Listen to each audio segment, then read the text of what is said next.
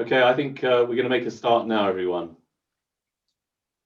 So let me begin by wishing you all a very warm welcome and thank you for joining this event. My name's Neil Cooper, so I will be your host this evening, and I'll be introducing you to the speakers in a short while.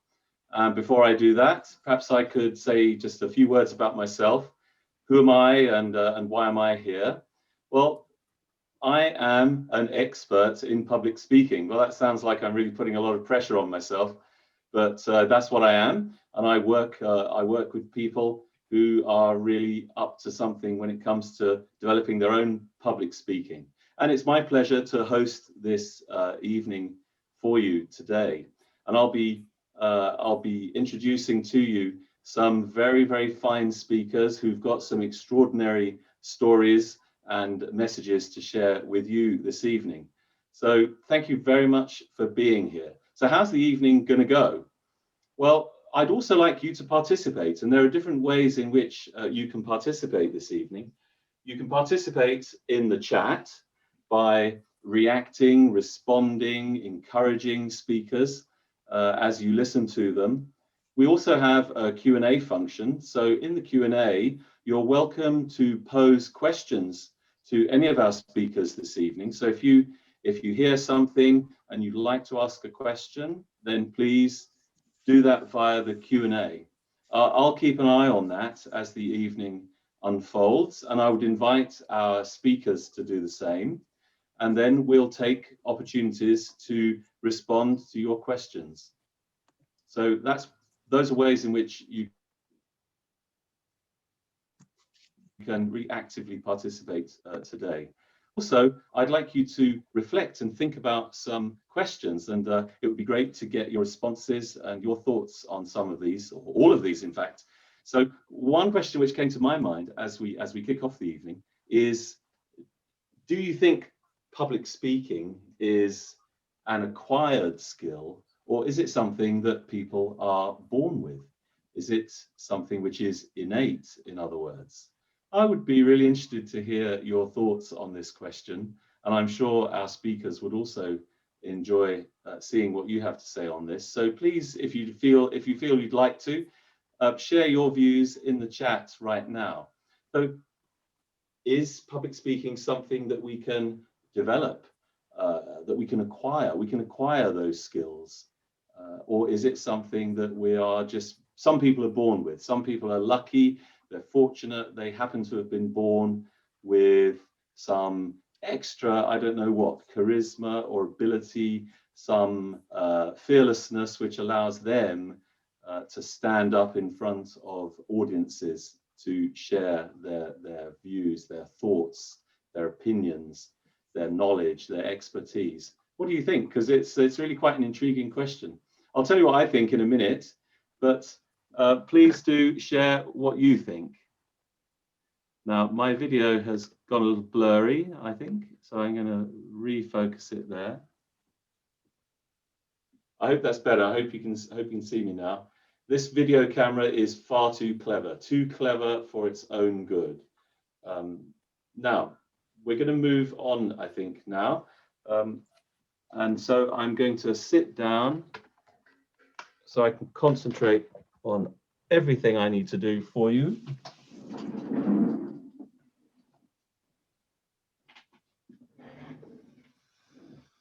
Right, let us take a look in the chat. I'd like to see what people are saying. Some people are saying it's an acquired skill. The more you do it, the better you get at it. That's interesting. A lot of responses coming in here, so thank you for that. It can be developed, but there are people who are born with communication skills, Geminis mostly. Okay, an interesting theory, there are elements, clearly people seem to think that there are elements that we're born with, but many of you are saying that you think you can acquire the skills. Some do have special gifts that cannot be taught or learned. Well, I'm sure that is true to a very large extent.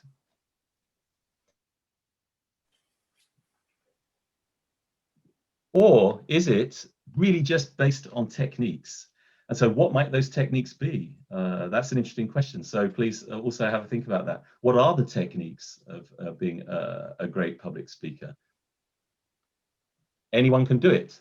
Well, I have to say, I think I'm inclined to agree with those of you who are erring on the side of seeing public speaking as an acquired skill.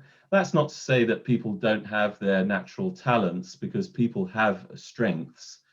And for some people, presentation or public speaking is clearly a strength.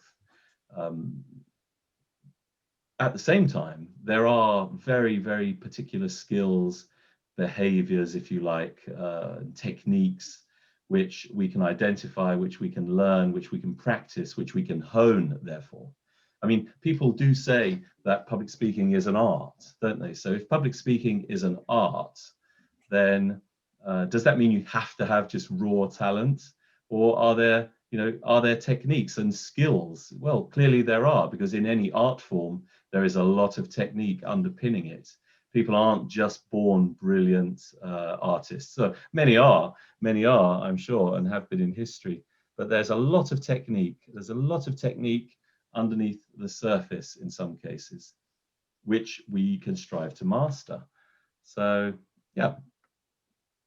It is an art. It is an art, and much of it can be developed. And I think a lot of you are saying that. And of course, there are elements which are natural and innate talents, strengths, if you like. Okay, enough on that, I think. I am now, so thank you very much for sharing your views on that. I think it's clearly a subject which interests us human beings, because we know for a fact that public speaking is something which is scary.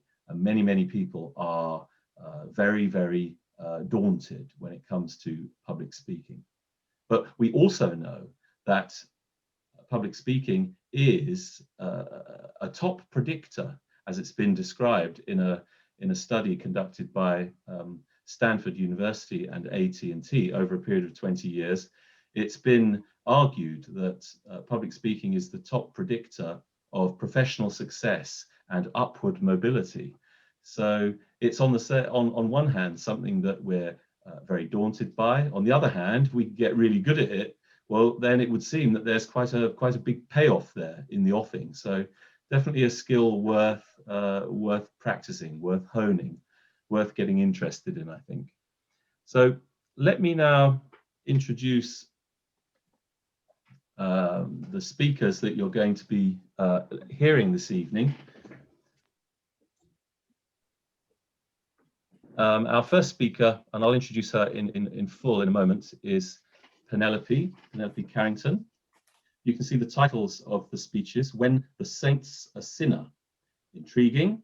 We have Asma Kadri, The Truth About Loneliness and How to Find Your Way Out. We have Mark Corbin. His speech is entitled The One Who Survived.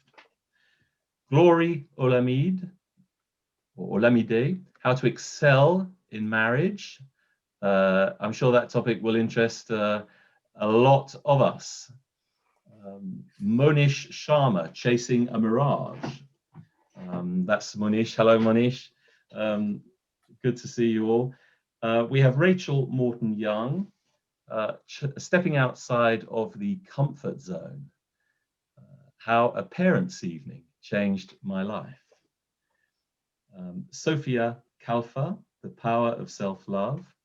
And Manaz Sewigobind. I might be pronouncing some of the last names incorrectly, because I mostly interact with these lovely people via their first names. Happy Mind, Happy Body, and Transcend Like a Diva. Okay, so I think you'll agree, quite a lot of intriguing titles there. So I am going to stop sharing my screen now, and we're going to invite Penelope to step forward.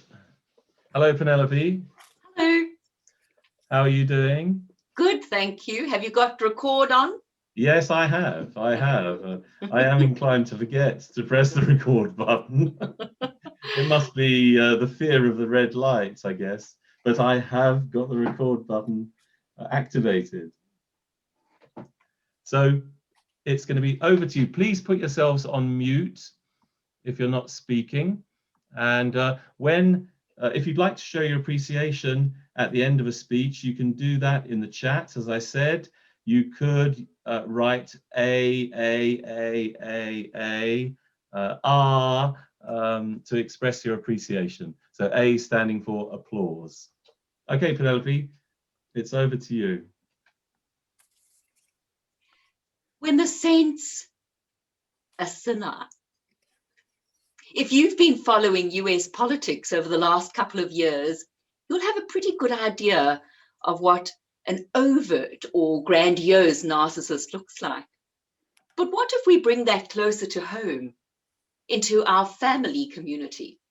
It could be a parent, a sibling, or a partner, or the work community. It could be a boss or a colleague. And that person is regarded by the whole community as being such a saint, such a lovely person. You're so lucky to have them in your life. And yet, whilst you're with the person, there's that gnawing sensation in the pit of your stomach. You just don't feel quite right, but you can't quite put your finger on it. Now, don't get me wrong. I come from a really good, stable Catholic home, a middle-class environment. And yet, from the time I was knee-high to a grasshopper, I always had this feeling within me that I just wasn't good enough. I didn't quite measure up. It was, you know, your sister is wonderful. Why can't you be more like your sister? And I constantly had this mantra going through my head. You're a useless, ham-handed, stupid goat. Useless, ham-handed, stupid goat. And I would say, but the Joneses love me. And the Fergusons think I'm fantastic. Oh, and the response was, well, they don't know you the way we do. You see, your problem is that you've never proved yourself. So I spent the next 30 years proving myself. By the time I was 28 years old, I had my first apartment. I was so proud of it. I built up my career even further. And by the time I was 32, I had bought another apartment. I had 2 properties. I really built myself up. And then I fell pregnant out of wedlock. Oh, I brought dishonor to the family name. Failure, useless. But I raised my child to the wonderful young man he is today. Success. I built a business from nothing into a company that served communication programs to large corporates on a national and then an international level. I built my dream home overlooking the bay, and I used to count the ships every morning when I woke up. I married a man who turned out to be better suited to my mother than he was to me. You see, I grew up to be codependent. What is a codependent person? Dr. Ross Rosenberg coined the term someone who suffers with self-love deficit disorder. And that pretty much sums me up. I'm codependent and I have weak boundaries because I'm always trying to people please. Unlike empaths who take in your emotions, we codependents like to take on your emotions. We want to fix you. We want to make sure that everything in your life is fixed and solved, because in doing that, we're proving our worth, we're proving our value. So you can almost understand how a codependent like myself can be attracted to a narcissist, where we are compelled to give. The narcissist feels entitled to take, and so the dance is played out. Now, a covert narcissist, which is also called a fragile or a shy narcissist, is a different story from the likes of Donald Trump, and as far as I'm concerned, a great deal more dangerous, because they act under the radar, very subtly, and they appeal to your sympathy, so you'd feel sorry for them and treat them as the victim, even though they're the ones that have created the chaos in the first place. They surround themselves with their flying monkeys, very devoted supporters who do all their dirty work for them. And then, of course, they have their golden children or star workers or pupils who can do no wrong. These people are glorified and heralded. And while they are heralded, you've got the scapegoat who can do no right. And everything they try and put their efforts into are not good enough. They're treated with disdain and invalidated. And the way the abuse turns out is that they are pitted against each other. So the subtle, abusive, covert narcissist will chummy up to this one and very kindly, very sweetly say all sorts of mean and nasty things about that one. And then chummy up to this one and do the same. Say all sorts of mean, nasty things about that one. And then take a step back and watch as the chaos unfolds. And shake her head in dismay at the terribleness of it all. They operate in 4 phases. The first is the idealization phase. It's your seduction phase, where you feel as though you are $1 million because you are showered with love and gifts and told how glorious you are. You're put on a pedestal and you feel really great about yourself, about your relationship, about life. And that happens until you get hooked in.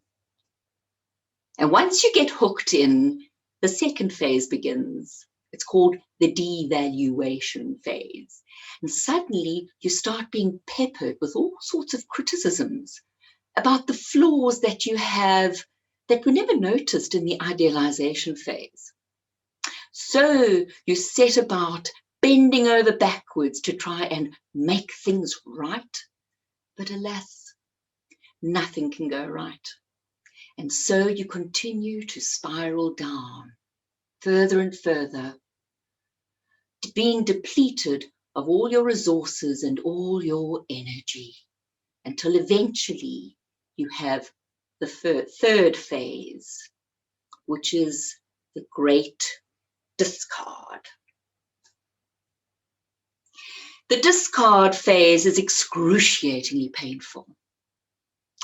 Not only because you have invested everything into that relationship that is ended, but more specifically because that is the beginning of the smear campaign, where the narcissist will rally up all her flying monkeys to castigate you and tell you how mad and bad and impossible you are.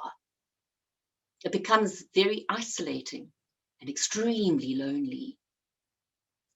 And many people have experienced the most dreadful breakdowns, and some have even gone to the extent of tragically taking their lives during this horrible time. But we are strong, we get through that. And we rebuild our lives based on a new, scarred normality. We start rebuilding our lives after the chaos has settled. And just as we're beginning to find our feet, the 4th phase is begun, the Hoover. And that is where they try and draw us back in with all sorts of future faking. If it's a work scenario, you're probably offered a raise or a promotion. On the romantic side, you remember that idealization phase? Well, this is something like that, but a little better. And as tempting as it is to go back, and of course, the forgiveness is also used. You know, in the Christian Bible, they say you can forgive, you must forgive 7 times, 77 times. And forgiveness is good, yes, but you can do it from a distance. Because if you do go back, you do so at your peril. So how does it all end? Well, 9 years after the beginning of my spiral down, I was kicked for the very last time.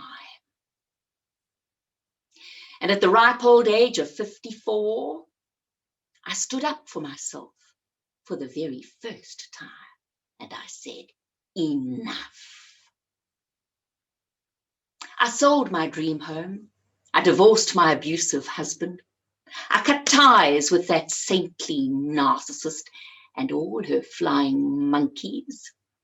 And I went to the other end of the world. And I started rebuilding my life. I surround myself with my swan family members, the people who truly have my back in times of crisis. I've joined a codependent recovery group where my eyes have been opened about all my flaws and how I can grow and develop. I've started shedding that toxic shame that I always had. And I've really begun the journey to truly loving myself. My situation is pretty extreme. Yours doesn't necessarily need to be so extreme. If you are in a toxic environment with a narcissistic person or any other person who may be toxic, you can change jobs, move to another suburb or another city, or if you can't, if you possibly have to work there, or if you share a child with somebody, you can go grey rock. That's a wonderful tactic where you keep all your communication on a very superficial level. Let's face it, we're all sinners, and we all have our bad hair days and we throw our wobblies. But when you are in a situation where life is no longer worth living, there is hope for you. There is. And possibly the first thing you need to do is take a big step back and consider that saint in your life could very well be a highly toxic sinner. And if this does resonate with you, please contact me. My email address is penelope.carrington@outlook.com. I look forward to hearing your story. And you take care of yourself. Thank you.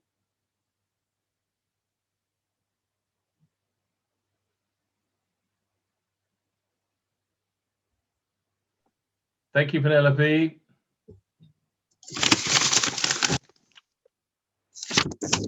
This is a slide that tells you who you've just been listening to.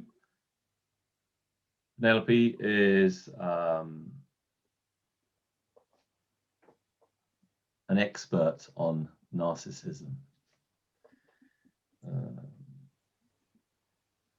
I'm just reading your introduction, Penelope, which there might be some elements in there which I can just throw in.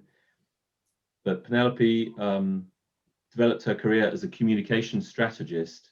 She founded Sterling Communication, providing communication programs to large corporates on a national and then an international level. It's one of the things she did in the past.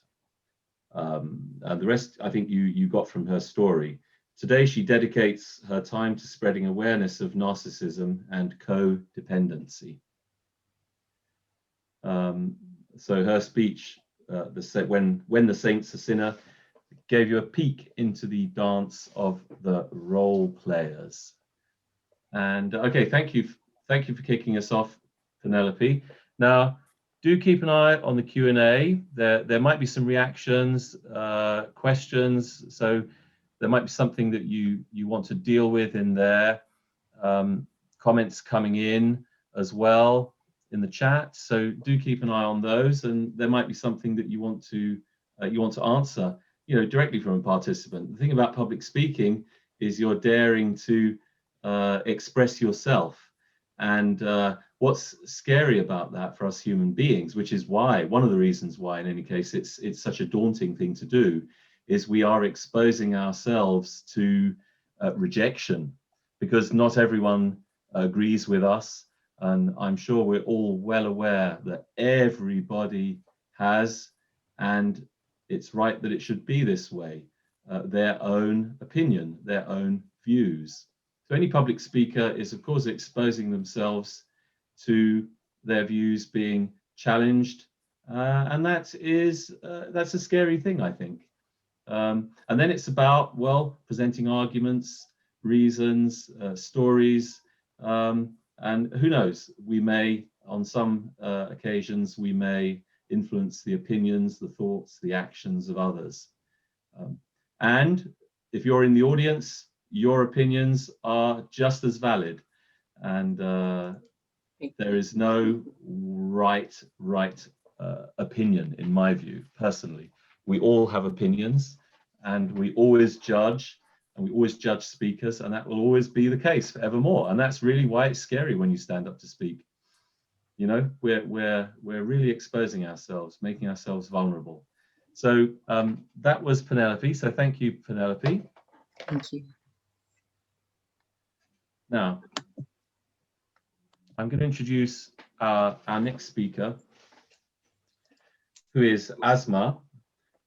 Asma Kadri. So let me find Asma's intro here. Okay, so Asma Kadri, the truth about loneliness and how to find your way out. That is the topic. So Asma, who is Asma? She is a not so typical psychotherapist, specialized in clinical, analytical hypnosis and NLP. After overcoming childhood depression and anxiety disorder herself, she embarked on a lifelong journey of self-discovery that led her to finding happiness and a fulfilling career that, in fact, she is absolutely passionate about.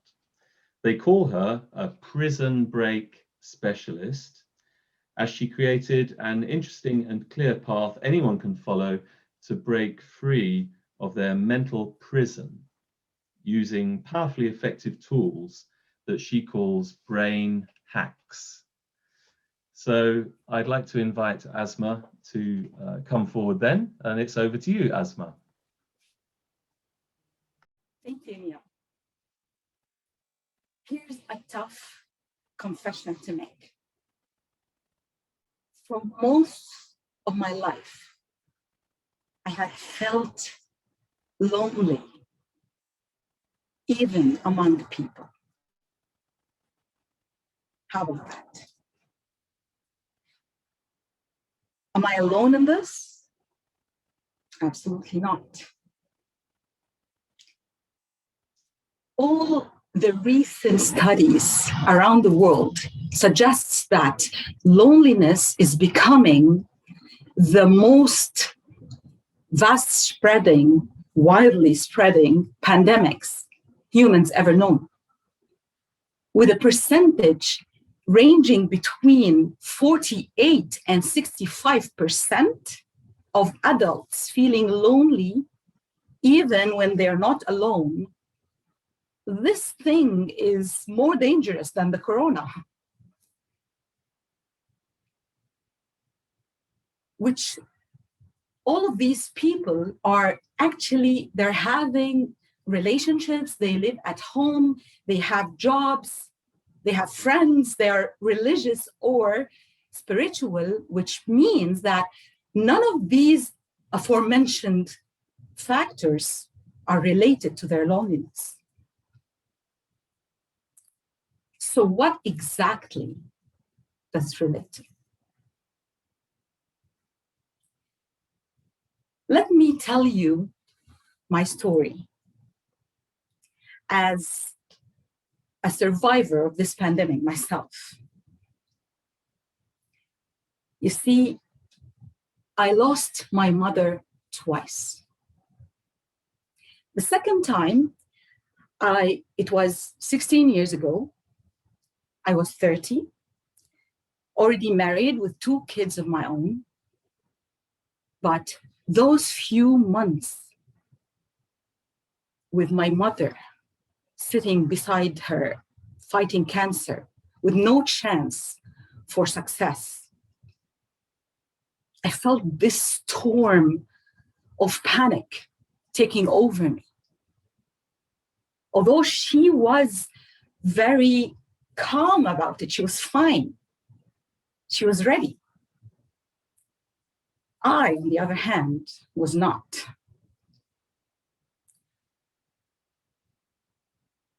I had this huge unfinished business with her, all in the form of one phrase. I really needed her to tell me that she loved me, that she's proud of me, just once in my life. She never said it.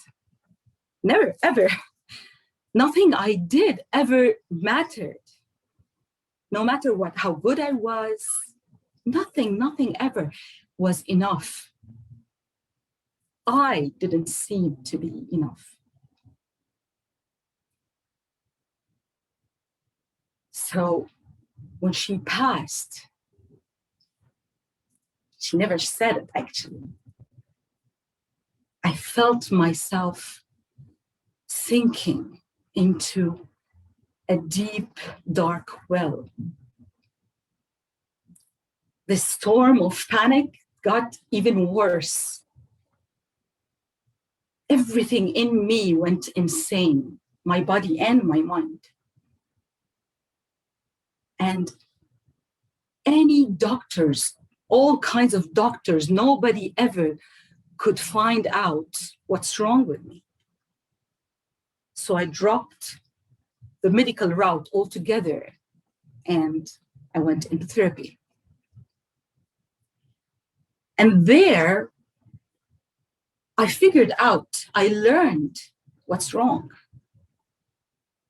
All this depression, anxiety, the loneliness, the illnesses were all linked to one and the same thing. They call it SEN, childhood emotional neglect.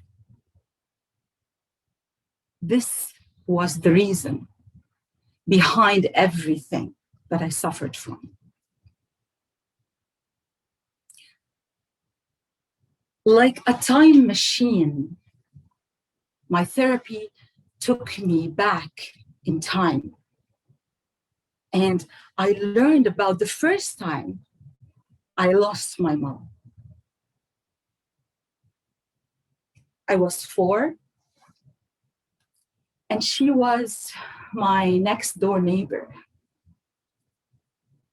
A child, only 5 years older, but to me, she was a mother figure. The only person who ever showed me that I don't need to be perfect in order to be loved. That I can be silly and quirky and loud and whatever I can be and still be loved unconditionally. So when we left the country abruptly and they took me, literally grabbed me from her arms, kicking and screaming, I could never get over it.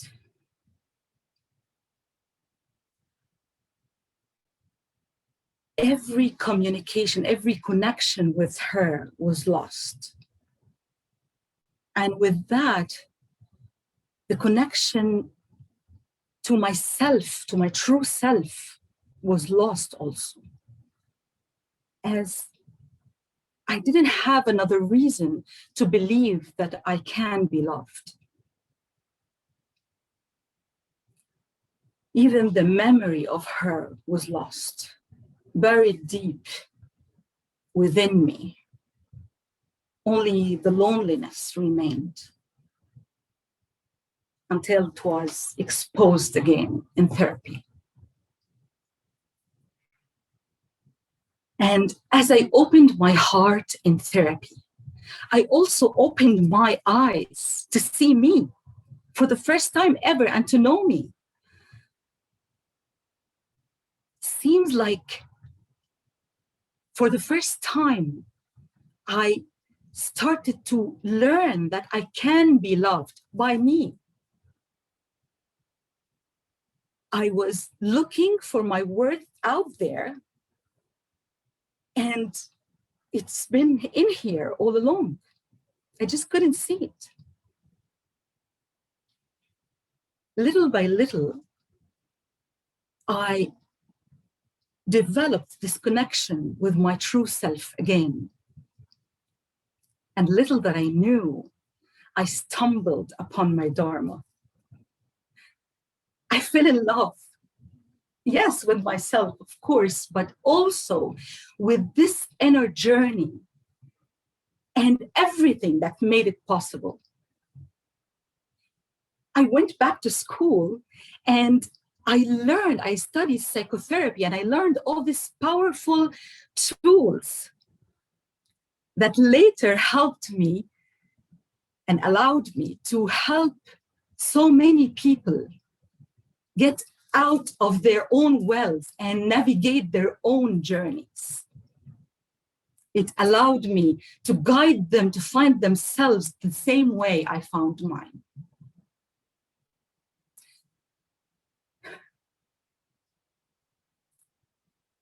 See, I couldn't see my worth because my mother, who has been an amazing woman, just couldn't speak the language of love. So I am standing here today with an invitation to all of you to look into the language you use with your own children. How much of it is pure love? Remember, you are the only constant in their lives. And when the love, your love and appreciation of them is so obvious and so loud that they can never miss it, it becomes the pillar of their own self-worth and their own self-love. Instead of that persistent doubt that shapes the landscape of their loneliness.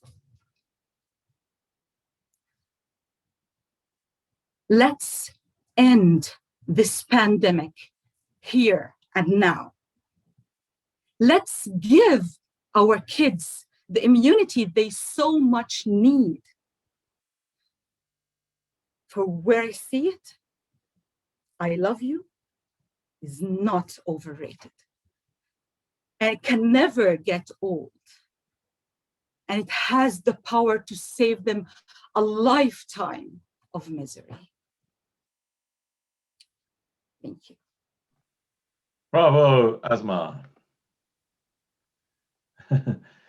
Well, very passionate speech from Asma there. Thank you so much, Asma, for sharing that story. And it was bringing up all kinds of, things for me as I listened to it. Well, one which is about storytelling itself. And I'd like everyone who's watching this and has joined us today thinking about storytelling as a technique for public speaking. What do you think about it? Do you think storytelling is the way forward for public speaking? Why is that so, if you think that is the case? Why can't we just give people facts and logical arguments and reasons and explanations? What does storytelling bring What does it allow for? What does it open up? What do you think about this as you're listening to me? What do you think is the importance of storytelling when it comes to public speaking? And what stories might you share if you were on stage? You see, we've all got incredible stories in our lives. I mean, if I think back to my first experience of public speaking, I really did not think I would ever get into or interested in public speaking, really, if you knew where I had come from. I mean, I grew up in Southeast London. I'm a Londoner. And my uncle, when I was a child growing up, was one of the greatest boxers in British history. He was Sir Henry Cooper, who fought Muhammad Ali in the 1960s. So I grew up feeling, although I didn't realize it at the time, quite disenfranchised. But fortunately, thanks to teachers who supported me and having a supportive family, though they didn't express their love in the way that Asma described, because it wasn't really a language that they spoke either. And her story really resonated with me for that reason. But thanks to teachers who really supported me, I got to go to a local grammar school, and it was there that I did my first public speaking. I had to get up on stage and speak to 600 people, to the mayor, to the people who represented the company which had founded the school that I was very fortunate, I feel, looking back, to have gone to. And my English wasn't even as good as Asma's, I think, when I was a kid. I spoke with what is now referred to as estuary English. And, I really didn't think I would ever become somebody who was interested in public speaking. I was told at school, you must change the way you speak. You must change the way you speak. So I worked on that, but I didn't feel uber extraordinarily confident. I did discover, however, that I really love being on stage. I love performing. I liked acting. I enjoyed singing. And in my life, I went on to become a professional opera singer. But I had to do a lot of personal development work in order to discover what Asma was talking about, which is self-acceptance, I suppose. I really had a hang-up about the way I spoke. My voice was wrong at home. My voice was wrong at school or at university. I didn't quite sort of fit in. But fortunately, as I grew older, and thanks to some, real inquiry into my life, I was able to put all that to rest and just connect with my passion for being of service to people and being a contribution to other people. And that's the thing that I connect with when I'm working now, when I'm working as a trainer, as a coach. And I had a funny experience in the Middle East. I was in Abu Dhabi working with a group of doctors a few years ago, giving a masterclass on public speaking, funnily enough. And a person in the audience said to me, I think I understand it. I think I get it now. I think I get something really profound about public speaking. To be a great public speaker, you have to love people. And I mean, I just was taken aback when this person shared this in the audience. I thought, well, I said to her, well, I never thought of that before.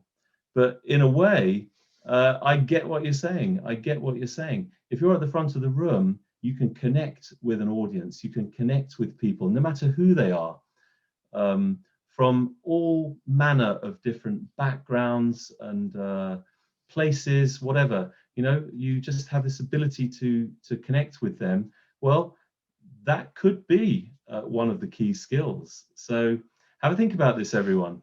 What are the absolutely essential top 3 qualities in your view of a public speaker, of a great public speaker? What are the top 3 things that distinguish a great speaker in your view? Please share your views in the chat. And if you have a question, there is one question in the Q&A. That's a question for Penelope, by the way, so she might like to answer that. Now, Let me just show you, this is Asma here. You were just listening to Asma, the truth about loneliness and how to find your way out. And there are some contact details there. So please make a note of those if you'd like to have a conversation with Asma. Now, I'm going to introduce our next speaker, Mark Corbin. So hello, Mark. How are you, Neil? Good to see you. And let me just say a few words about Mark and introduce you to him, everybody. So Mark is a transport specialist with a keen interest in roads and reducing road trauma in communities. Originally from Barbados, Mark's journey started in a very unexpected way, and he will share this with you. So Mark, it's over. Thank you.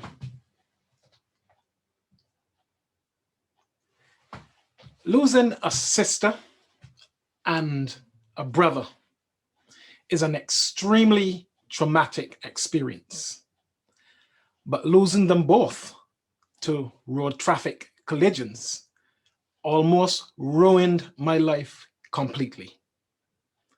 But I survived, and I've committed my life to helping you to survive. To truly appreciate my story though, I need to take you back to the Caribbean island of Barbados. It was Thursday, the 1st of February, 1979. My sister and I, like all kids, we were outside playing across the street from our house, having a wonderful time. In the distance, we saw a vehicle, but paid little attention to it. But then it got closer, and we recognized it was our father's vehicle. I was bigger, I was stronger, and I was faster.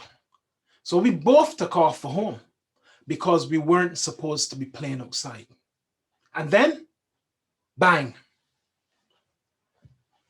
My sister was struck and killed by a vehicle being driven by my dad. And right there in that moment, at 5 years old, I became a victim of road trauma and the one who survived.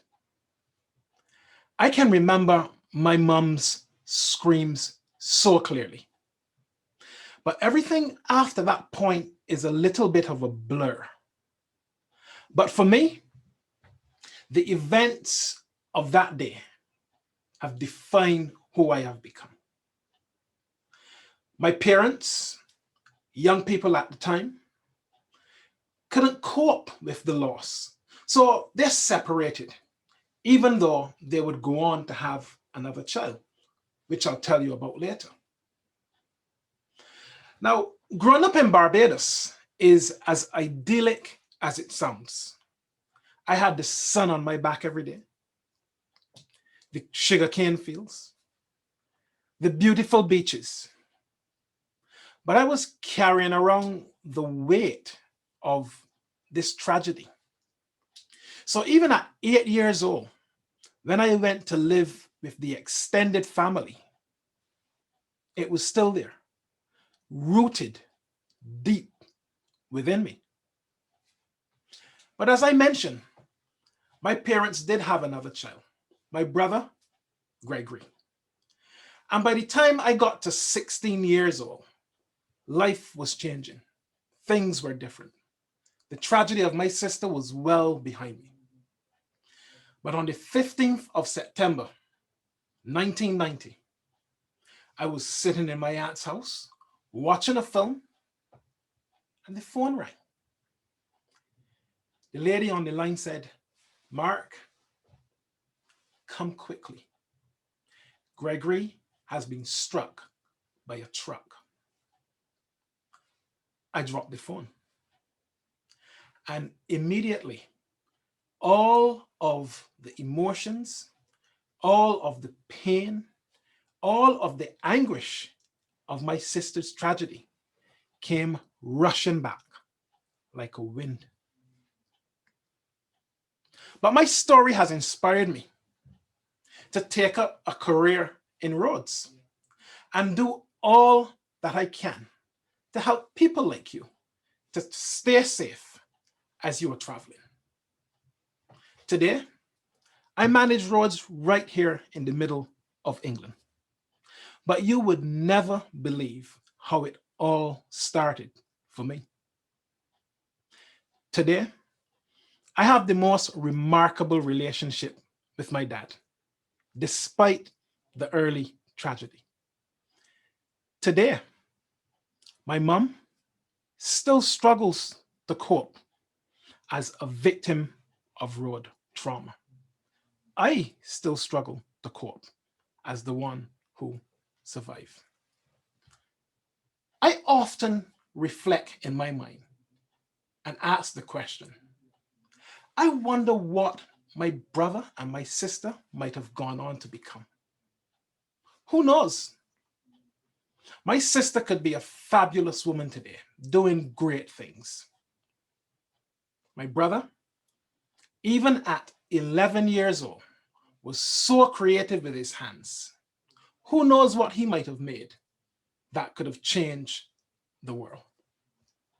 We would never know.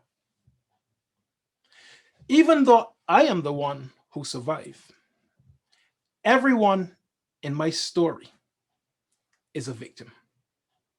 My dad, my mom, the wider family, all victims of road trauma.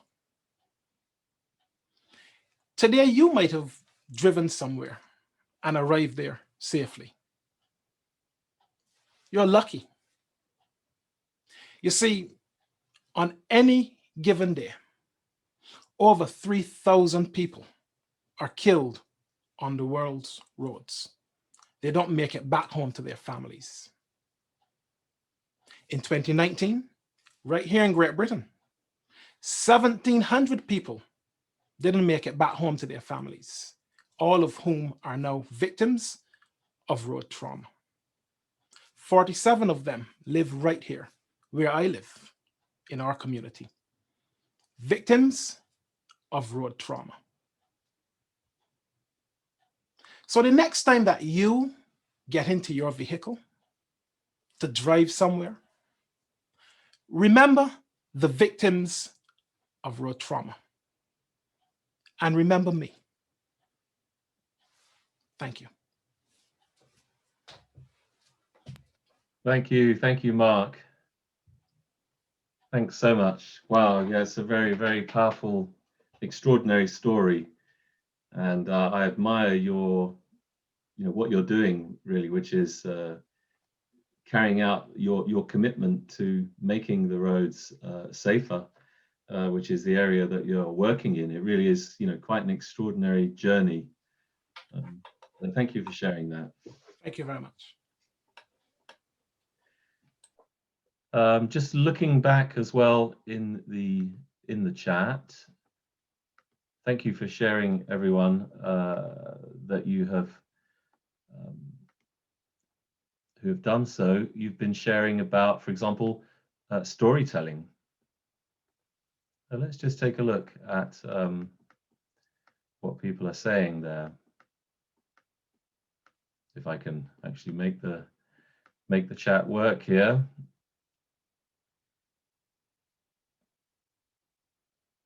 Yeah, story brings emotion, conveys, and expresses emotion. Of course, it's something very archetypal, isn't it? It's an archetypal thing. Listening to stories, storytelling is something we've engaged in since the beginning of the spoken word, and learning about life, salutary tales, parables, all kinds of stories that have been told. So it's not just a story, is it? Because if you think about it, any story that we tell, people may or may not be interested in the story itself. The key thing is how that story has affected us, how it's changed our lives, what we've learned from it. And so there is always a learning, isn't there, in a story? There's a message for others. Storytelling allows identification at an emotional level. Storytelling consists of emotional background. That's why it's so important. Story is the most important way. So thank you for your comments there. And I was interested in what you thought about the top qualities, as it were, of public speakers: charisma, empathy, oratorical talent, honesty, confidence, and an engaging body language. Enthusiasm, credibility, charisma. Empathy, confidence, and the ability to read the audience, read the public. So really great comments coming in there. Thanks for sharing those. That's really, really nice and really interesting to read. Yeah, so back to my original question, it's like, well, can you learn those things? Can you learn those things that you've pinpointed?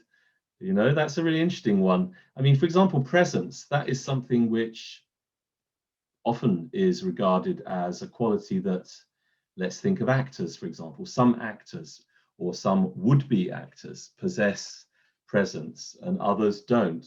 Many people have that view, that some people have just got it and some just have not. But not everyone subscribes to that point of view.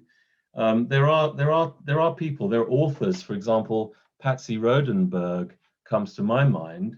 She's one of the greatest public speaking coaches in Great Britain, a voice expert, a voice coach. And she argues that even something like presence can be developed because it is a function of particular identifiable behaviors and characteristics, if you like. And so I'm a big fan of her work. She's written some books on the subject of presence, which I find very, very thought-provoking, very interesting. And what I really like about them is she's worked with a lot of people and she's observed a lot of speakers over the years. And her descriptions of how speakers perform and the way she's identified that and formulated her own model, if you like, to describe those observations, which is a very, very empirical approach that she takes. You know, that is so spot on in my view. So I would highly recommend checking out what Patsy Rodenberg has to say about, for example, developing presence. Okay, so I'm going to introduce our next speaker, and this is Glory Olamide, and she is going to be speaking about how to excel in marriage. So who is Glory? Let me tell you a little bit about Glory. Glory is a certified relationship and marriage coach. She's also an author, UK qualified secondary school teacher, psychologist, and podcast host. Hello, Glory, by the way. Hello.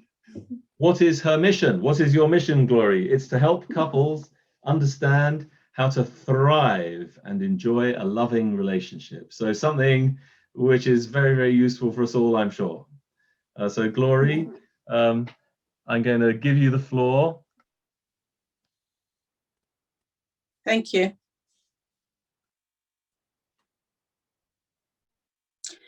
People in a relationship are not two halves, but two wholes. My name's Glory Olamide, and I am a relationship coach. I have discovered secrets to making relationships work, and I'll be sharing those secrets with you through my story.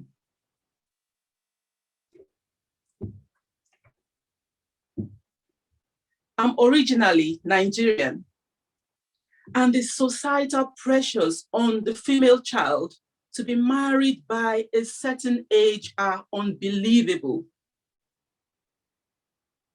Marriage is seen as the final destination of any responsible woman. And if she's not married by that age, she is classified as not being honorable. She's meant to stay in her home,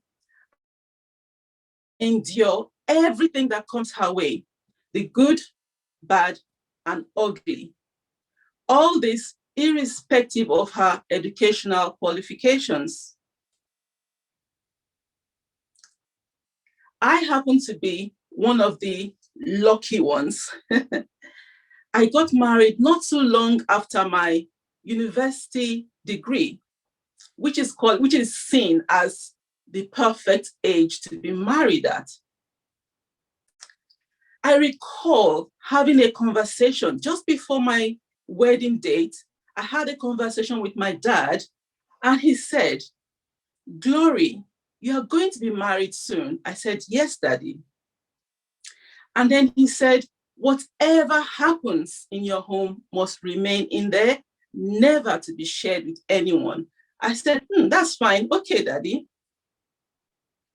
Not long after we got married, we came over to the UK to start our marital journey. At the same time, various problems, one problem after the other. And I couldn't understand why. Why is this happening? I thought we were meant to be having, a whale of a time. What's going on? Why is this happening in the home? I couldn't understand it. I remembered what I was told. Don't share whatever happens with anyone. So I kept it all to myself.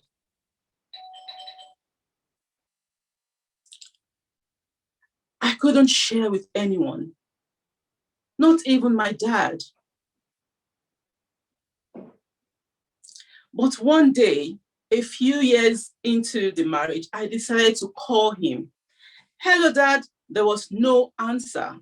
I left a message and I said, "Get your passports ready. You're coming over to the UK to see me and your 2 grandsons.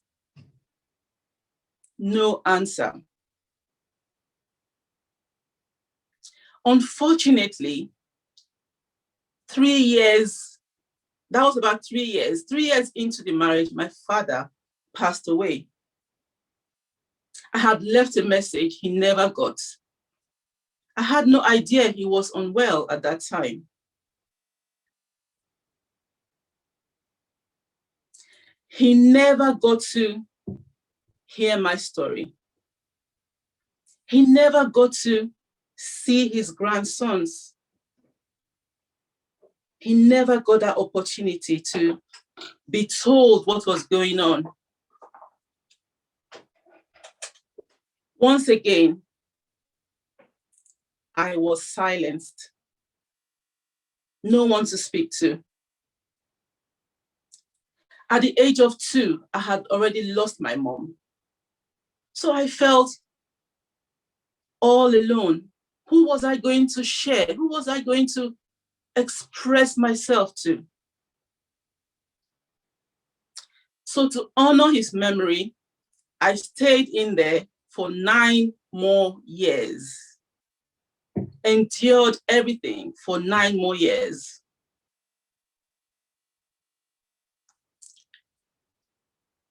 And then one day, I said, no more. Enough of allowing other factors control me. Religious rules, culture, societal expectations. It was my life. And I was going to live it on my own terms. No more, I said. I summed up some courage. I got divorced. My culture That's not to be done. You are meant to stay in there no matter what.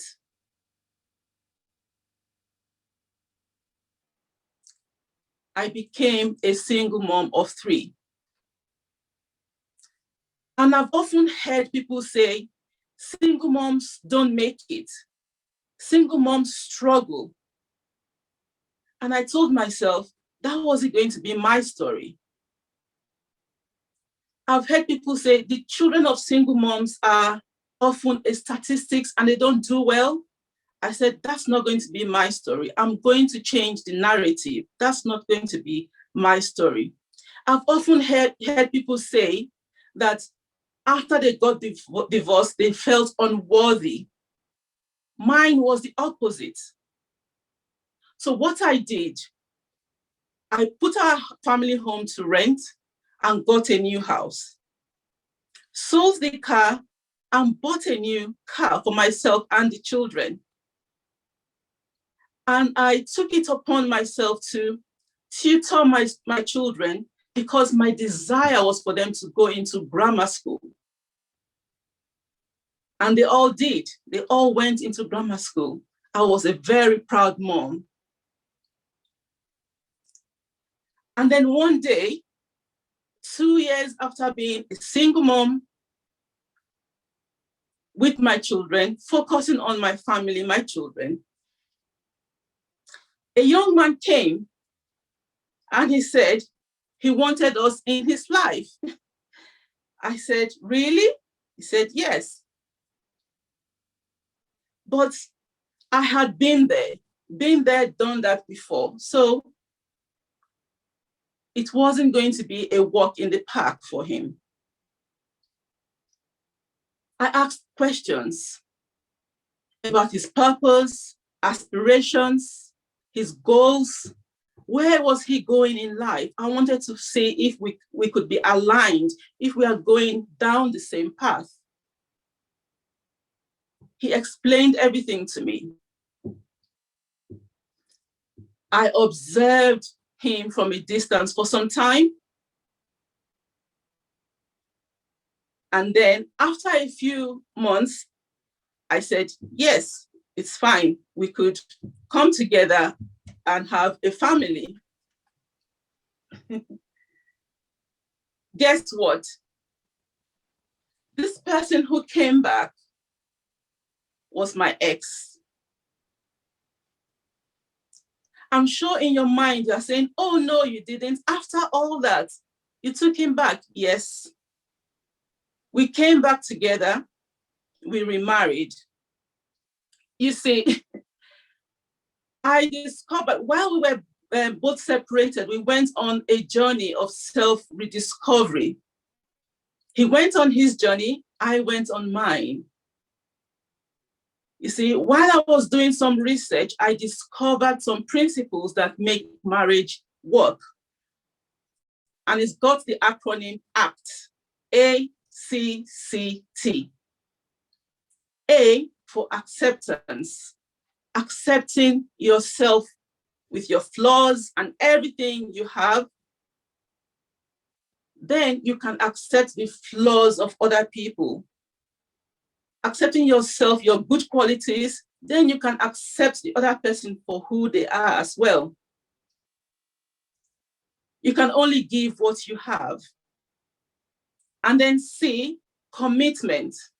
How committed are you both to your journey? Are you both committed, or are you there just for selfish reasons? And then C, the next C is communication, effective communication.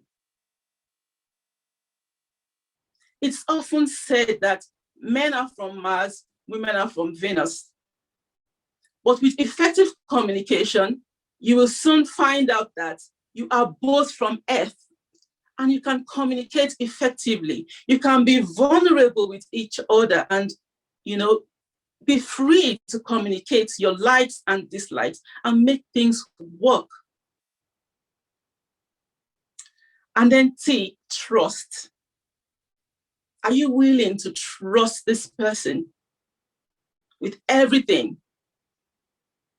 Not some things, everything. Because as an individual, we are whole. Your spouse is a whole person. You are a whole person, not two halves. You are whole. So with the act, we decided to act on our marriage. We worked on that. Marriage is work. You have to invest in it. We invested in it. We took the acronym ACT and worked on it. We worked on our marriage. And we worked on it in other ways as well. We formed a partnership. We decided to build a home on culture of honor, honoring each other, honoring our children, honoring everyone around us.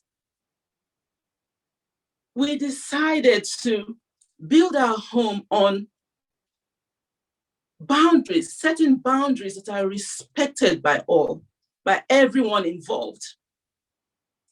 We decided to build our home on the power of forgiveness. Yes, we decided to do that. For any marriage to work and excel, both parties have to be willing to make it work. There's no point coming as two halves. You come in as two wholes, two whole people ready to invest in this union. So today I get the opportunity to work with other couples, to support them, to understand that they can work with the acronym I discovered, ACT. They can decide to have a partnership. They can decide to have a union that thrives and build a beautiful home for their children without having the toxicity that exists in most homes or many homes today. So today we have been married for 22 years and thriving. We have more years ahead of us. Now, I have shared my story with you about how my journey started, how I went from being married to being a single mom for 2 years, and how I got remarried to the same person based on the principles I shared with you. My questions to you today are, what factors are controlling your relationship? Do you know who you truly are in your relationship? In your relationship, are you two halves or are you two wholes?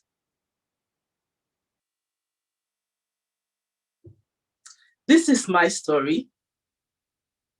What's yours? Thank you. Yay, thank you, Glory. Great, there's a clue in the name, everyone. Okay, lovely. Thank you very much, Glory. Thank you. It's such a great story. Okay, thank you very much again for sharing your story. That was Glory, everyone.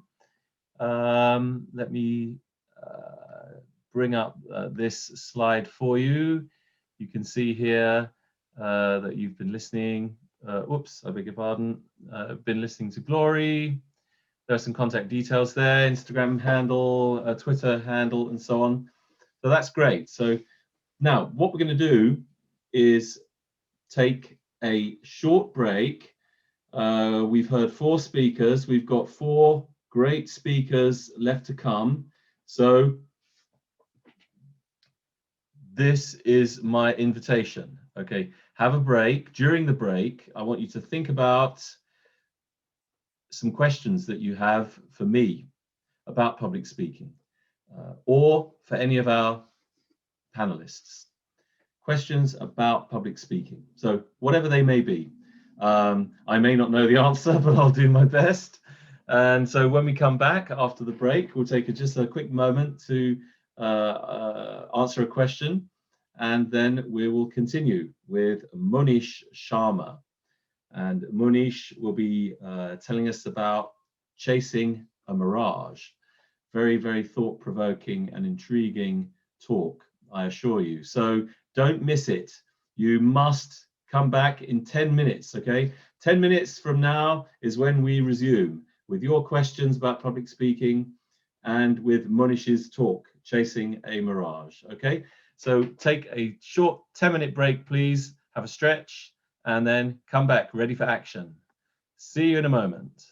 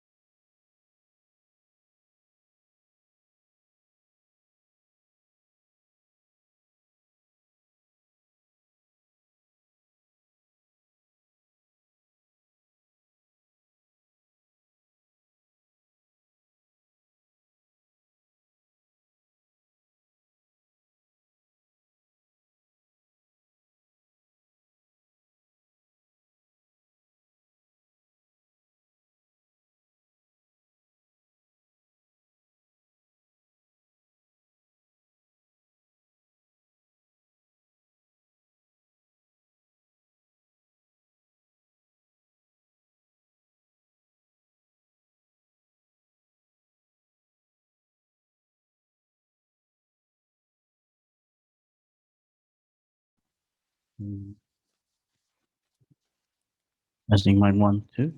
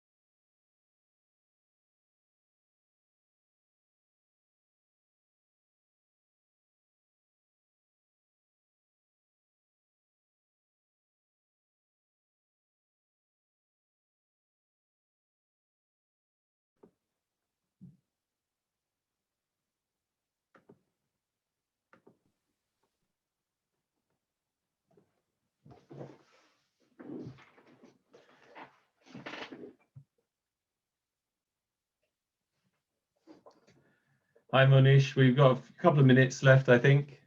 That's okay. That's okay. Yeah. The sound is great, right? Yes, very clear. Okay, and you can see me clearly. Nicely. Yeah, yeah, yeah. Good, good, good.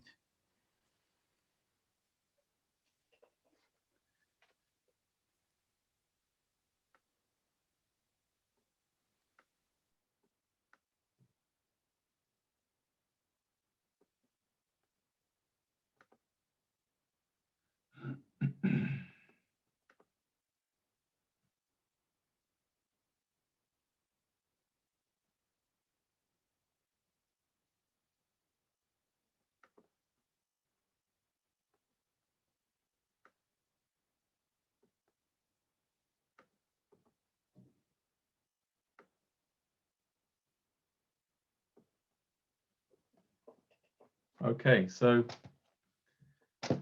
welcome back, everyone. I am going to declare the break over. And let me introduce Monish for you. So Monish is a finance and business partner with over 20 years working experience in the financial industry.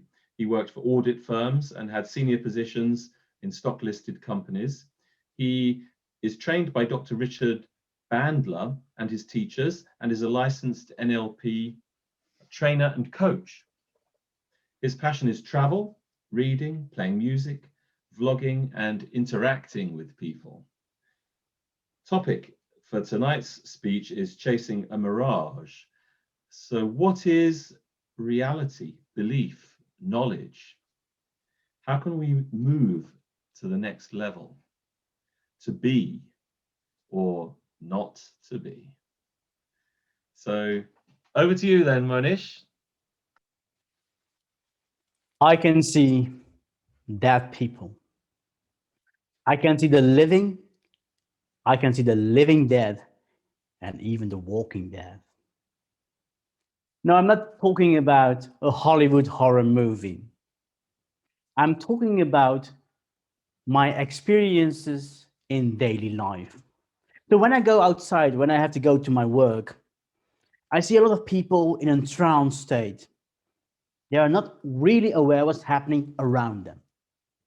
I see a lot of people looking at their mobile phone, talking to someone else in another place on the planet, or writing some posts, interacting with other people on social media, in the virtual reality. When I go to the office, I see the same. I see a similar scenario. People are so much in trance with their laptop, desktop, tablet, and when in video conference with the LCD screen. Like at home, people are just staring in trance to a movie and living the movie. Recently, I worked at home, working from home in this current period of time, and I was with my girlfriend. And I looked at her. I would like to interact with her because I miss the interaction in public. So I looked at her and she didn't even notice me. She didn't even feel that someone is looking at her. So you know what? I play the game. I will play along. I grabbed my phone, opened the Messenger app. Hi, how are you? How was your love life? Send. And in a split second, my message was delivered to her phone. And bzzz, her phone buzzed. She picked up the phone, opened the app, read the text, looked at me and smiled, and she replied. But the moment she looked at me was amazing. Finally, someone is living, looking me in the eye, living and interacting with me.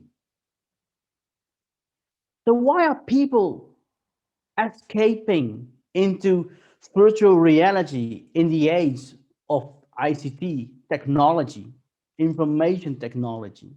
Why are they escaping from reality and dive into social media? Why are they chasing an illusion, a mirage. Shouldn't humans, we humans be in control of technology instead of being enslaved of high technology? Which should be the cause and not the effect. Technology should not predict and prescribe how we live our lives. Still, we have become the effect of technology. According to researchers, it's all about instant gratification. So that makes me wonder if people are looking for instant gratification, like, comment, subscribes, new friends on social media, why are they doing it in the physical reality? There might be because there is a lack, and which is not fulfilled in the five sense reality, in which we interact face to face, but it's fulfilled on social media. So I think there is a lack in empowerment, trust, connection, confidence, and control. And these are the blueprints of our limiting beliefs that we need something to get something to be fulfilled. Like we need a lot of money, career, status to be appreciated in the world. These are limiting beliefs. But at the very end, we are chasing an illusion. And when we chase an illusion, at the very end, we're burning out like a candle. So what is reality? What's so different in reality in the virtual world and the physical reality? According to neuroscientists, reality is an agreed perspective. An agreed perspective is controlled hallucination. And hallucination is an experience of the five senses. So let me go back to agreed perspective and controlled hallucination. When we are young, a kid, child, and we look up in the sky or just up and we see something happening, a mother is telling us, look, there's a bird flying in the sky to a tree. So we learned labels through language: bird, sky, tree, and movement. And the language is such a strong tool to control people, because the ones who control the mind controls your behavior, and the ones who control your behavior controls also the society you are part of. So how can we grasp this reality? How can we go beyond to the next level and beyond and beyond and beyond? So let's see what history tells us, and let us all be free from the social, cultural, referential index, and just step back in time and immerse ourselves in the ancient cultures and civilizations. And what we see is there has been very advanced civilization on this planet. We are very rich as humans. When we look at the ancient Americans, or let's see in UK, the Celts and the Druids, Stonehenge is thousands of years old. And we see the similar civilizations in ancient Greece, Rome, Egypt, the Yellow River in China, the Indus Valley in India, and Mesopotamia. And there are so many other ancient cultures and civilizations. However, we failed to learn from their best practices and what they did good and wrong. Instead of learning and incorporating their knowledge and science, we just pushed it away. And over time, These technologies became mythologies, and the historical events became legends, and mythology and legends became the blueprint of many religions in human history, or many belief systems. So from the ancient technology, we move on to believing, believe in a high power and to be granted something amazing in the afterlife. And during time, as time progressed, people were more interested in the five sense reality. And we entered in the age of knowing as we know today, science. Science is based on the five sense reality. What you see is what you get. Seeing is believing. It should be repetitive. But what if science is just based on the five sense reality? And there's much more beyond the five sense reality. Will it be the end of science? Will it be the end of science? Well, many scientists claim that they have the truth. There are many disciples. You will say that science might be a new religion because science has many disciples, professors, doctors, PhD students, master, bachelor practitioners. They all claim they have the truth. Is there life beyond the five senses? Well, according to quantum physicists, there is much more beyond the five sense reality. There's energy, there's consciousness. And when we dive in this paradigm of this quantum field and quantum knowledge, quantum science, we can just go into the future and we see the bigger picture overall. We can see that humanity has evolved from believing to knowing to being. Because why to be? Because in the quantum reality, there's no such thing as time and space. It's an illusion, again, a mirage. So what is it? What is reality? What is the truth? The only reality is our experience in the here and the now. So when we move on to the here and the now and the present, we can learn from past mistakes in history. We can reconstruct the past, the best practices, and shape our future in the now. As we are remembering our past and planning our future today, here and now.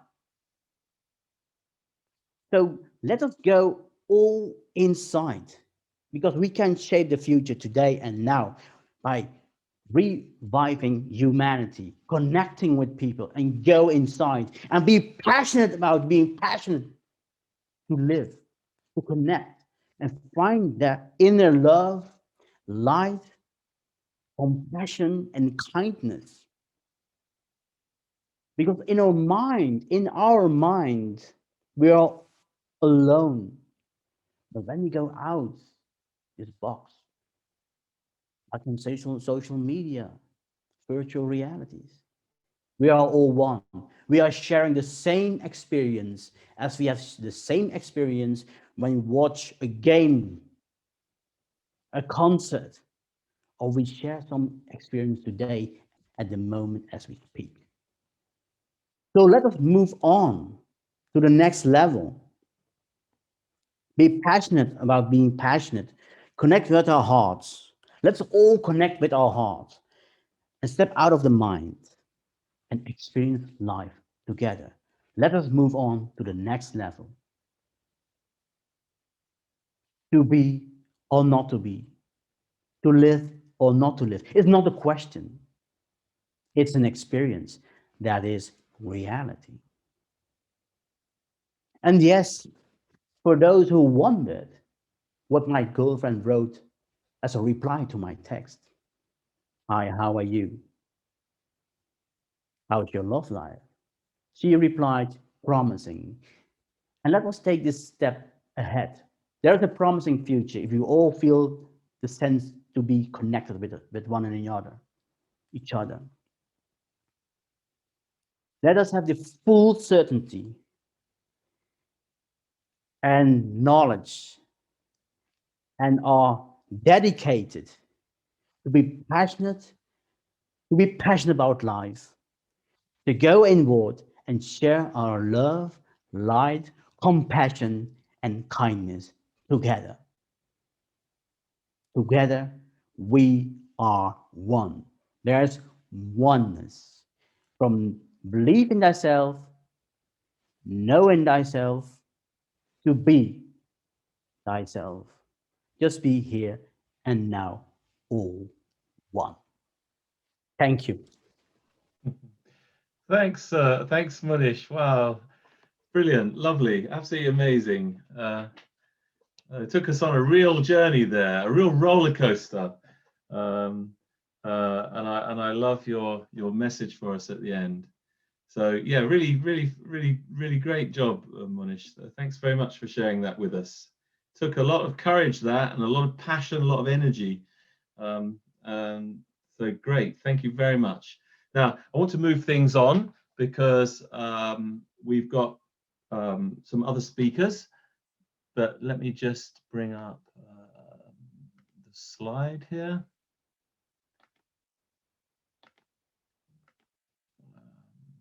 One second. Right, okay, I'm going to take that away again. My next speaker and your next speaker is Rachel Morton Young. And I'm going to tell you a bit about Rachel, if I may.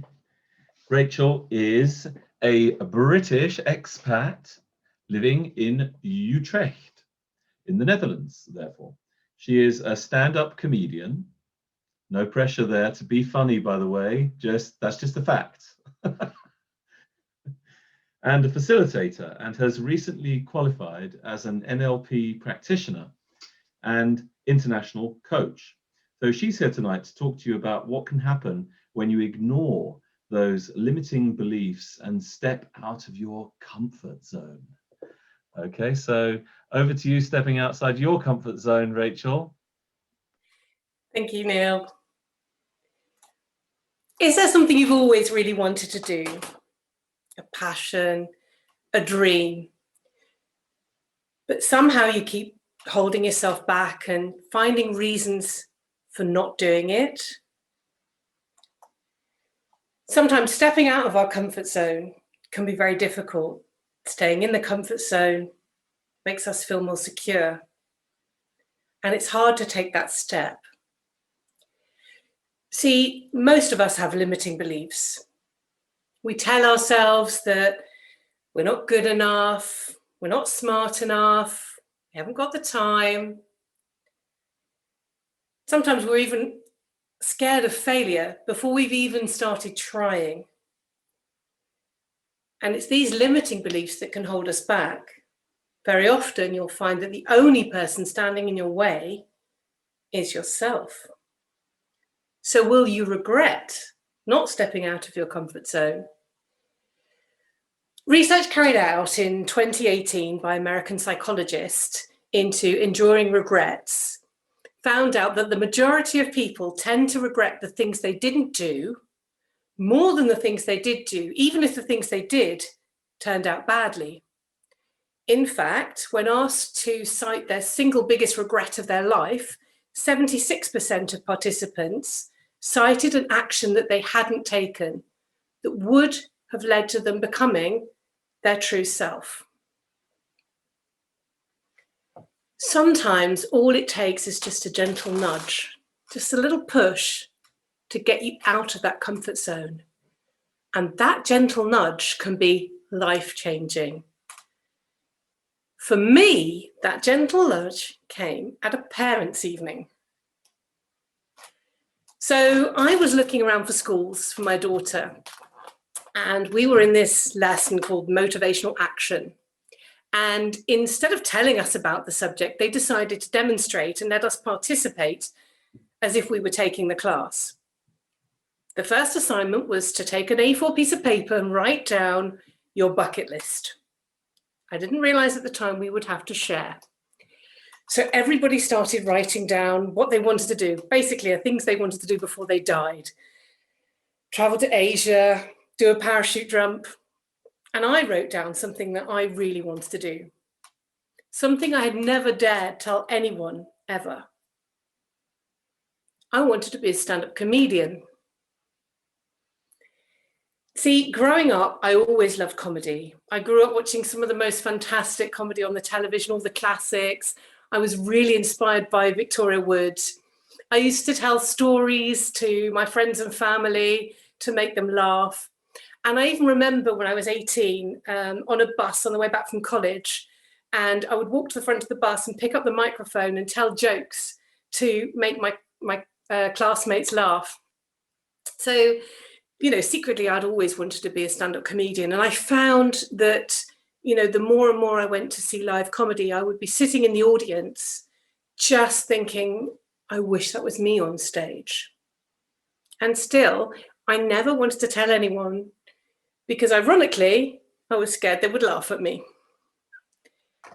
So back at the parents' evening, we had to share what was on our bucket lists. And I was still feeling a little bit awkward and embarrassed.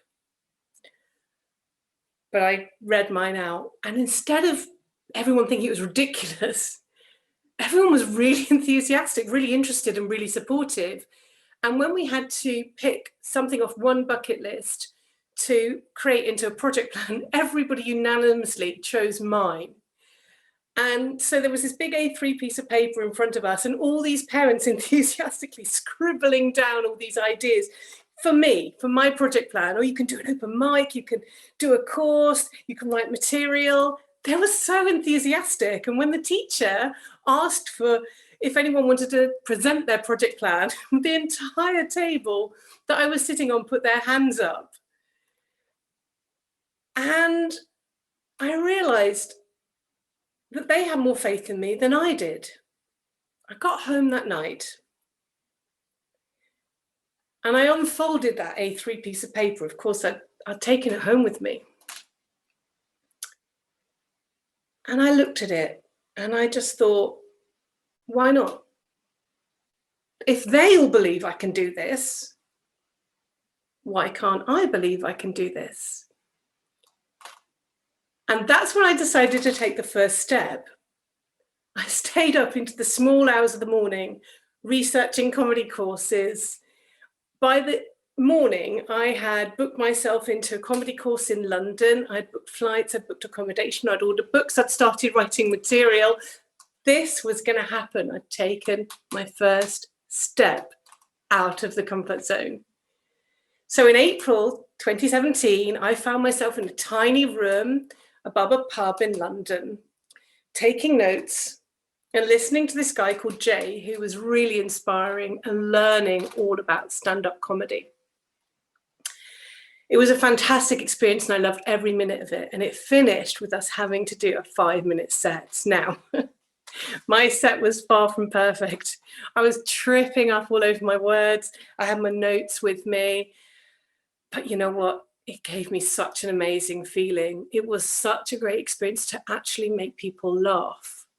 And the adrenaline that just soared through my body, I actually couldn't sleep that night. It was just a fantastic experience. And that was the start for me. That was the start of something which has now become a massive part of my life. Since then, I've performed stand-up comedy at open mics throughout the Netherlands. I've been invited to do events, corporate events. I've been asked to host regular English-speaking comedy shows. I've performed in all the major cities in the country, and I've even done a few shows in Edinburgh. Since the lockdown, I've been doing Zoom gigs. I've started writing podcasts together with some comedy friends. We've started writing groups, we're writing sketches, and in short, comedy has become a massive part of my life. I am part of a very lovely, very supportive comedy community. And last year, I lost my day job. I was working in the travel industry in marketing, and due to COVID, I was made redundant. And again, I found myself being faced with this confronting question, what do I really want to do? And I realized that I'd been stuck in my comfort zone for 18 years. And this again was another gentle nudge.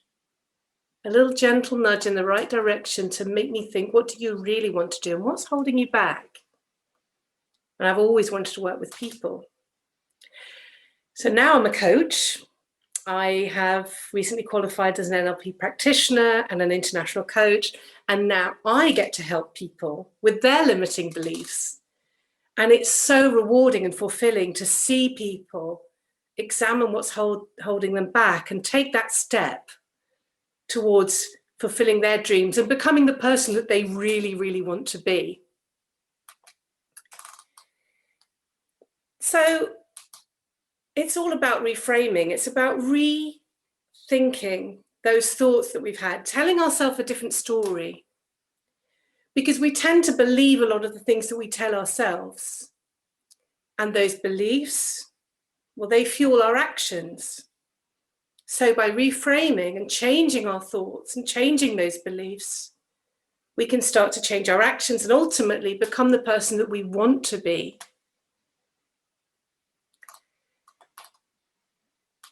It's worth examining what's holding you back. The famous international coach and speaker, Tony Robbins, says the only thing that's keeping you from getting what you want is the story that you keep telling yourself.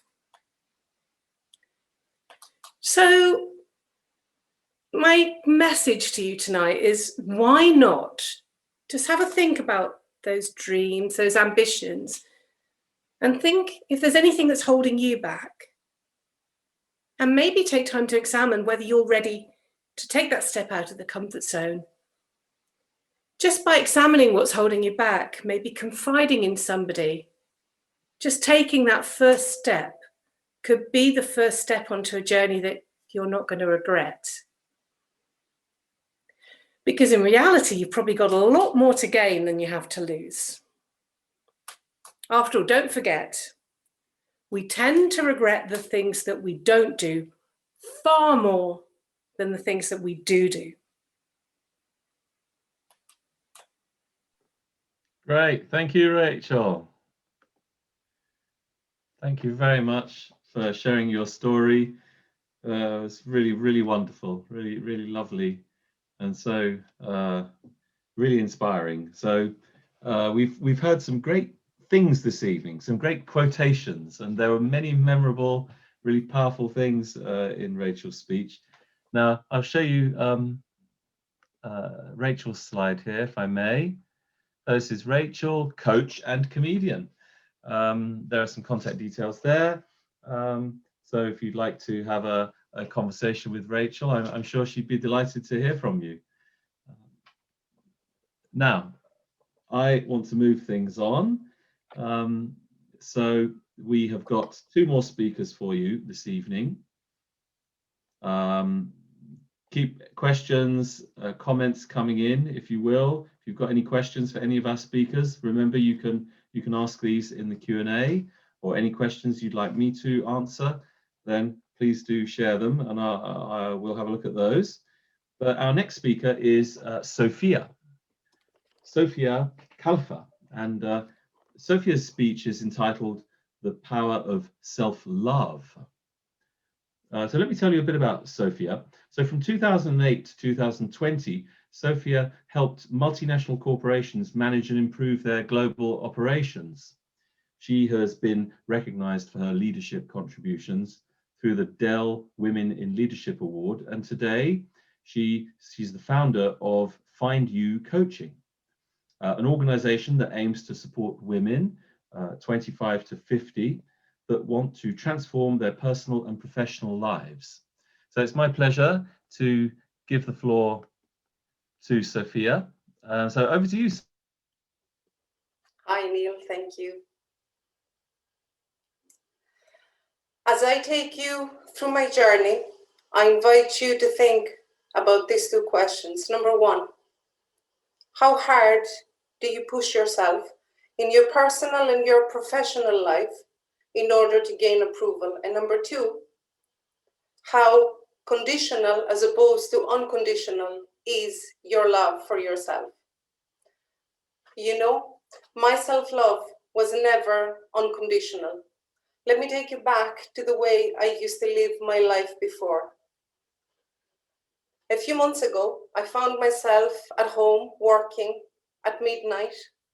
I felt tired, stressed, hungry, overwhelmed, and I used to push for more. Come on, just try harder, power through, you can always eat tomorrow. Eventually, I felt the discomfort with the way I lived my life. I realized that I didn't care for myself, but something was born out of this realization. And what was born was my commitment to understand why, my commitment to understand how I could change that, and the commitment to live a life of purpose and fulfillment. Now, I didn't actually know what that meant in practice, but I knew that there was a voice in me that I wanted to unlock.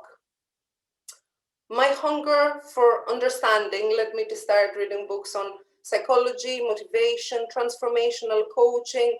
I attended seminars, talks, anything I could get my hands on. And bit by bit, I started understanding that there was another way that I could live my life, that I could have financial security, freedom, and ease in my life. So the next step for me was to enroll on a diploma of psychology and subsequently do a master's in personal and professional coaching.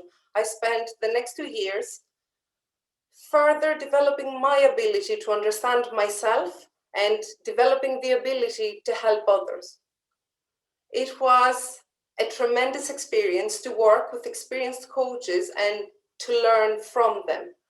I learned how to consciously observe myself, my life, to observe my thoughts without judging them, and to use reflection in order to gain insight about myself. But most importantly, I understood how to be kind to myself so I could be kinder to others.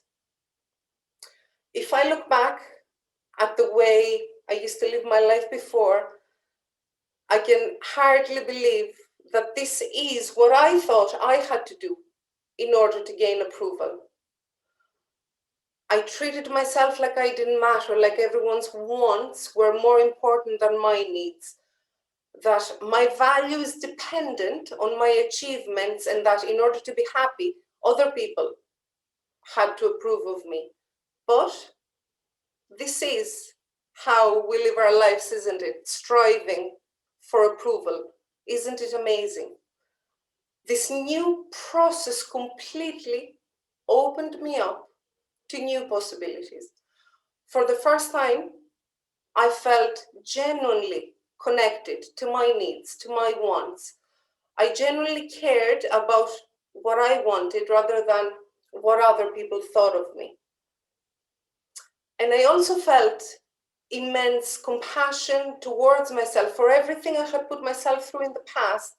And feeling that compassion allowed me to completely change my focus to what I wanted to create in my life. So I made the decision to change the way I lived. I left behind an accomplished career, a comfortable lifestyle, the security of familiarity, to build a new career grounded on my values that would ensure that I am financially secure, and it would also allow me to honor myself and express my values daily. To follow the path that I felt was born out of my soul, and my soul's path was my coaching practice. In the months that followed, as I started doing the groundwork to build my practice, everything just felt unfamiliar. I felt scared, but my journey enabled me to support myself when I needed it the most. So I developed this mantra for myself. Everything you want is outside your comfort zone. Just take one step and you could have everything you want. And just that thought of having everything I want made me feel excited and empowered, and it had been really long since I had felt excited and empowered. And today I support others to build confidence, change their lives, develop self-love, and to find their purpose. I help them feel empowered to find and follow their unique path. And developing self-love made all this possible. Ask yourself, do you love yourself enough to discover and pursue the dreams born out of your soul? And if you don't, these three things could help you change that. Number one, cultivate self-awareness, because when we understand ourselves, we can experience ourselves as unique and separate individuals. We can then build on the areas of our strength, and we can identify other areas that we would like to make improvements on. Number two, open the door to reflection. According to Harvard research, reflection gives the brain an opportunity to pause amidst chaos, to untangle and sort through observations and experiences, and to consider multiple possible interpretations in order to create meaning. This meaning then becomes learning, which can then inform future mindsets and future actions. And number three, and I can't stress that enough, be kind to yourself. And being kind to yourself means not judging yourself harshly for not being good enough at something, not holding yourself to an impossibly high standard. And it means not comparing yourself to other people and beating yourself up for not being perfect at something.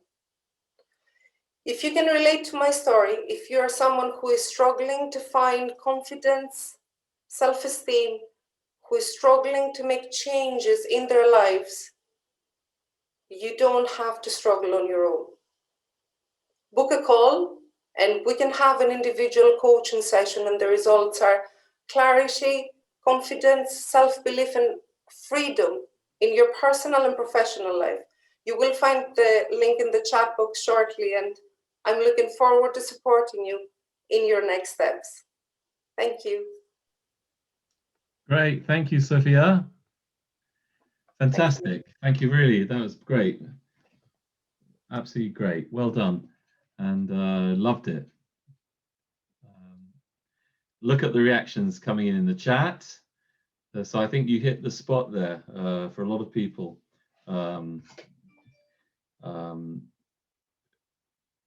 Okay, so what I'm going to do now is move straight to our next speaker, who is in fact our final speaker of the evening. And then we may have some time to answer some questions, take some comments and so on through the chat. So let's do that. So let me introduce our final speaker of this extraordinary evening. I'm going to introduce Manaz. Now I'm going to have trouble with your last name, Manaz, because I haven't really practiced it a great deal. So we go bind. Now, who is Manaz? Manaz. Very nice pronoun. Thank you. Oh, well done. Super beans. Yes. Thank you very much. So happy mind, happy body, and transcend like a diva. So I'm liking the title. Manaz holds a degree, Bachelor of Science, in fact, physical therapy. And she rented a place in the Netherlands to hold a private practice as a physical therapist. Her journey to become an entrepreneur has had its ups and downs, as her practice ran underwater, she says in her introduction, and also her private life was facing ups and downs. However, she was determined to run a practice and did whatever it took to keep it and to start over again from scratch. Okay, so Manaz, it's my pleasure to give you the floor.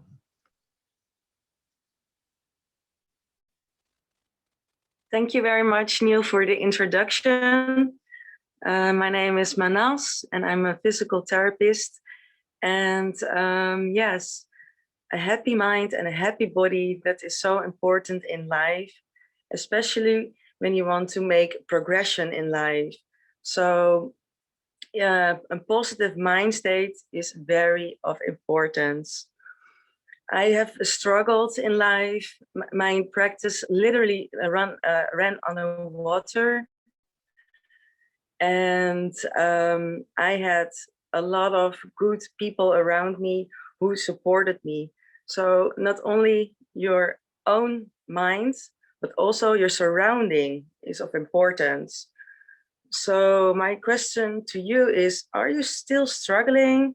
Are you suffering? Or do you feel just depressed in life? Do you recognize yourself in these type of questions? Well, then I have a tool for you that helped me a lot to move on to the next phase in my personal life. And it's an Hawaiian ritual, it's a spiritual practice, and it's called Ho'oponopono. And it's 4 questions that you need to ask yourself. And the first question is about repentance. So you really have to go back to that thing, like a relationship, something with your mother, your father, or a situation that you really can feel into that moment. And then you have to tell yourself, I am sorry. The second step is actually asking for forgiveness. So you're going to say to yourself, please forgive me. Step 3 is actually to show gratitude. This is a very important step to move to the last phase, which is actually about love. So with the gratitude part, you're going to say, I thank you. When you said thank you to yourself, then you can go into love. And then you say to yourself, I love you. So people, let's warm a little bit up. And I'm asking you to move your hands a little bit, shake yourself a little bit loose, and join me as we're going to do this together. So just simply close your eyes. Simply close your eyes. First, take 3 deep inhales through your tummy, through your tummy.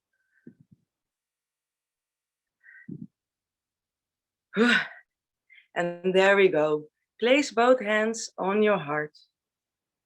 Close your eyes and say, I am sorry.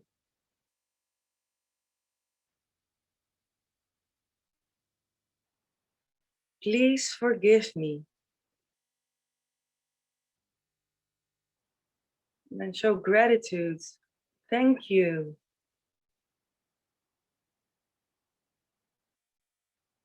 And feel love. I love you. Slowly open your eyes. This was a small introduction into the Ho'oponopono. And I'm willing to guide you through further for your life as a coach, as a life strategist. And you can call me. And I think Neil is going to show me my details soon. And I wish you all the best. And thank you for being here and giving me this introduction. Namaste. Thanks, Manas. Thank you. Yeah, let me bring up that slide then. You're welcome. Right, this is Rachel, but then, oh, I don't have it there, so it's gone somewhere different. Oh, my apologies. Hang on. One moment. Let me stop that share there. I'm afraid I can't find it at this second in time, Manas. So can you write it down in the chat for us?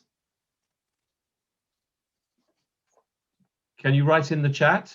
You mean my your name, your contact details. Yes, I your can. website, Email for example, that would be great. and so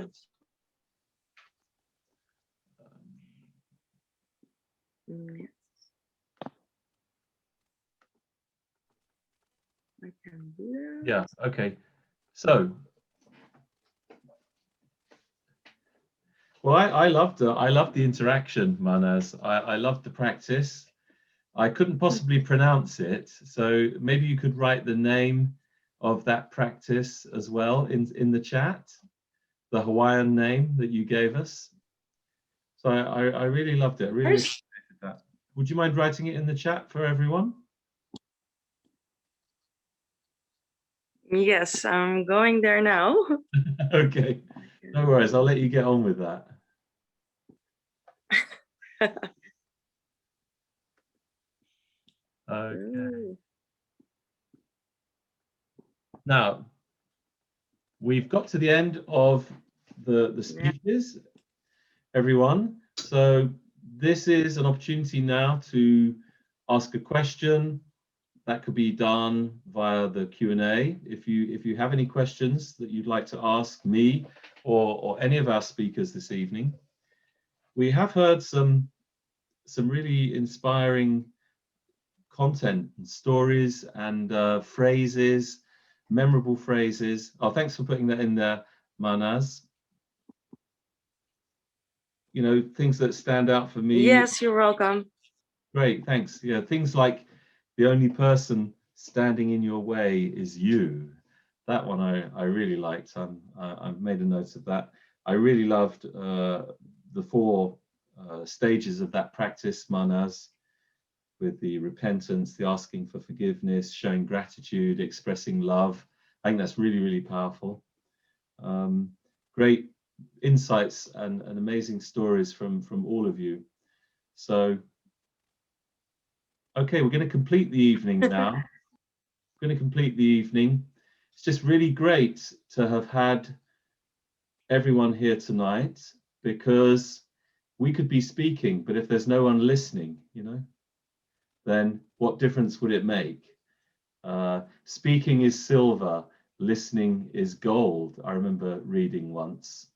And so you have been here tonight and you've provided your listening for the speakers that you've heard tonight. And I just want to really thank you for that. Really thank you for coming and checking this out.